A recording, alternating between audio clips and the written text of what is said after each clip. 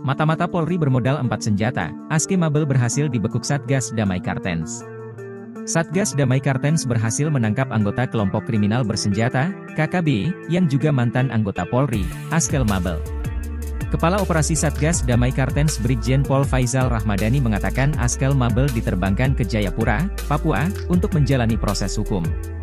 Sebelumnya, Aske Mabel, membawa kabur 4 pucuk senjata api organik Polri jenis AK-47.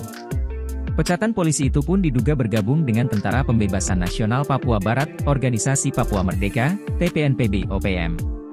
Brigjen Pol Faizal Rahmadani mengatakan Aske Mabel telah ditangkap pada Selasa, 18/2/2025, petang di wilayah Elelim, Kabupaten Yalimo, Papua Pegunungan.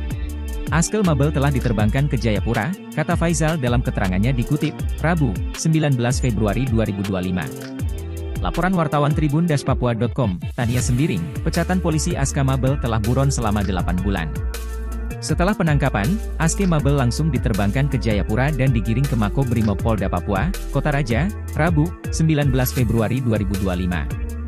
Tidak lama setelah digiring ke Mako Brimob Polda Papua, Aske Mabel selanjutnya dibawa ke Rumah Sakit Bayangkara untuk dilakukan perawatan usai mendapatkan tembakan di kaki sebelah kanan karena melakukan perlawanan saat penangkapan.